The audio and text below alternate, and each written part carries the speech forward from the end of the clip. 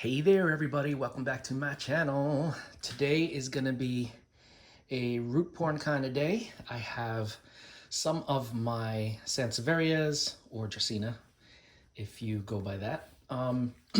These are severely neglected. I'm warning you in advance. Don't get mad at me. Severely neglected. They're far away from everything, and I kind of forget about them a little bit. So I'm sorry. Really, I should be apologizing to the plants, but looks like there's a little bit of a pest issue, and also they haven't been watered in in a long time.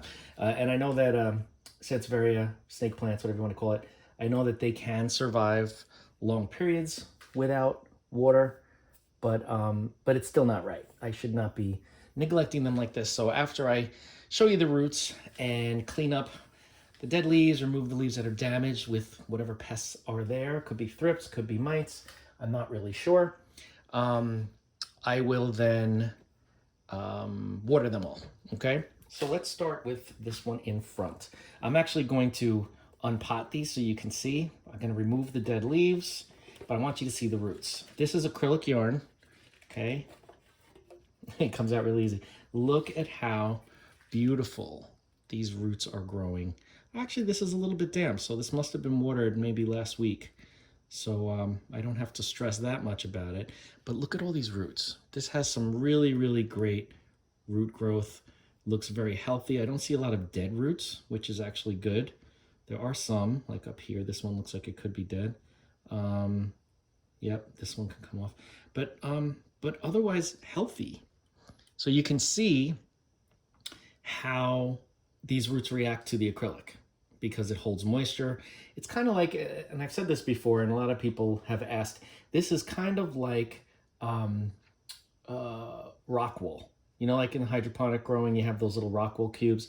Similar concept. You know, the acrylic yarn absorbs the moisture, holds onto it, but there's air that gets trapped in there. So it does get oxygenation to the roots. And as you can see, they look pretty healthy, and they're growing all over the place. But it is a little dehydrated, so it must have been a while before the last time, and you can see there are some pest issues here. Looks like there were, but for now, I'm going to take off all of the dead just to clean it up a little bit, because we do have quite a few dead leaves, like this one here, but I'm going to cut this one. I'm not just going to rip it apart, because I don't think that's going to help anything. There we go. Okay, and in here, this one I'm gonna have to cut. Hopefully you guys can see everything I'm doing. Alrighty. Yeah, it's not very often that I have to do this for these guys, because they're usually pretty resilient, but I had a lapse in my caretaking for these guys. So that's what happens when you have too many plants and life takes over. Let me cut this one off too. And there you have it. So this looks like it's 2 plants, 2 growth points. Pretty healthy. I believe that this is the moonshine or something like that. I never know if it's moonshine or moonlight or something like that, but it is moon something. Beautiful, beautiful plant. This leaf is going to be next to go. I can already tell it's dehydrated, but it's also turning yellow.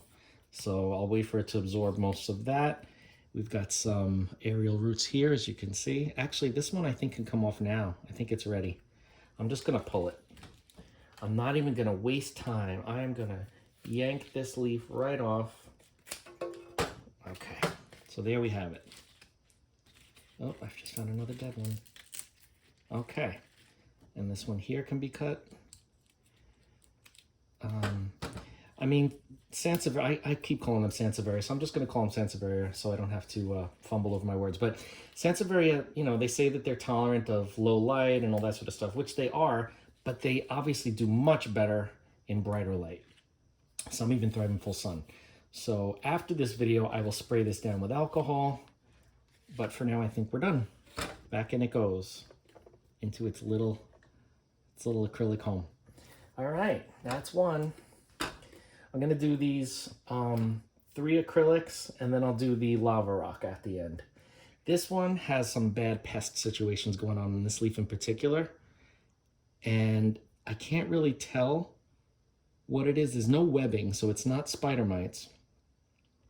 It almost looks like thrip damage, because whenever I've seen thrip damage on my plants, like when they decimated my entire, or almost my entire Calathea collection, this is kind of what it looked like. And there were, I guess it's their poop that looks like black dots that don't move.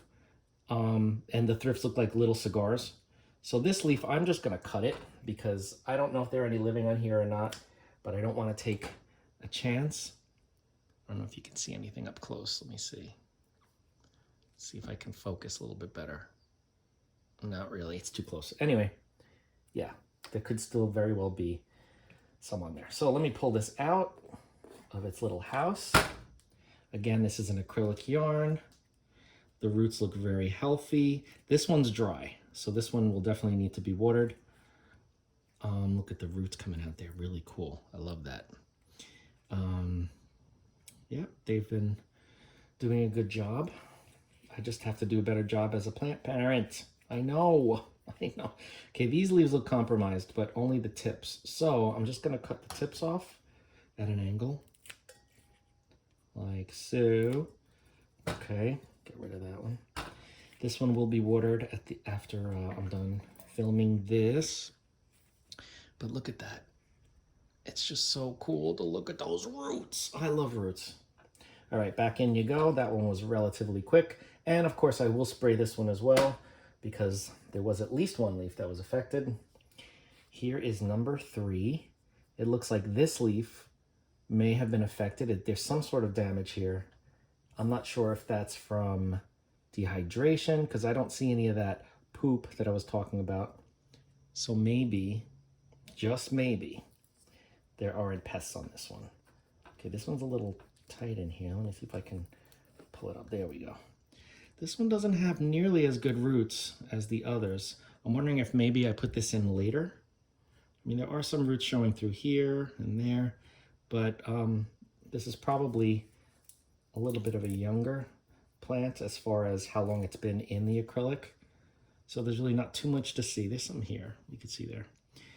But yeah, otherwise this looks good. I'm gonna have to put this in something bigger because look at how it's flopping over. See that? This needs to be in something taller, kind of like this one. You can't see, there we go. So look, if I put it back here, it falls. So I will fix that. I'm not gonna cut this leaf off for now, and this one either. This may have just been issues with drying out too much, but the newer leaves look healthy, right? This one at least. This one could be better. There's some damage there, but I'm gonna leave them. And I will move that into probably a taller glass. And yeah, this I'm not gonna take out because then I'll ruin everything, but you can see all these roots in here in the lava rock. Can you see that? I know that there's a glare, but look at all of those beautiful roots. Beautiful, beautiful roots. We've got a dead leaf here I can yank. When I'm not using acrylic, I love lava rock. It's easy to get a hold of around here. Big box stores have it. Like if you live in the United States, Home Depot has bags of it. And it wicks up moisture much further than, and much better than leca. Like if I wet, let's say halfway down, a quarter of the way down, or a quarter of the way up with water, it will wick all the way up, or just about all the way up, because it's very, very porous. You can see there are a lot of holes, a lot of air pockets. So yeah, if I'm not using acrylic, I definitely go for lava rock more often than leca. And I use leca too, but it's not like it's my favorite. All right, this one looks actually pretty good. There are a couple of dead leaves in here, but this one wasn't touching the others, so it didn't seem to get the pest issue. But it looks healthy. Looks good, right? Very dry. I haven't watered this. As you can see, there's no moisture in here. Very, very little moisture down here, but it's bone dry up here. Nothing I have to cut off as far as pests, which is great. So, so that's it. That is it.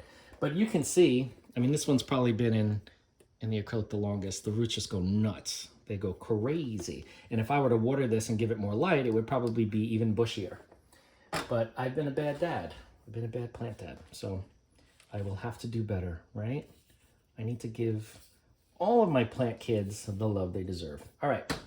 Anyway, that's it for this video. If you have any questions about Sansevieria, aka Dracaena, if you have any questions about growing in acrylic yarn, growing in lava rock, reach out, let's talk. I love talking about this stuff. As you know, if you've reached out, you know I get back to you. And yeah, that's about it. If you have any questions, just reach out. Don't forget, if you have not, to like, comment, share, and subscribe. Hit that bell if you want to be notified, and I will see you in the next video.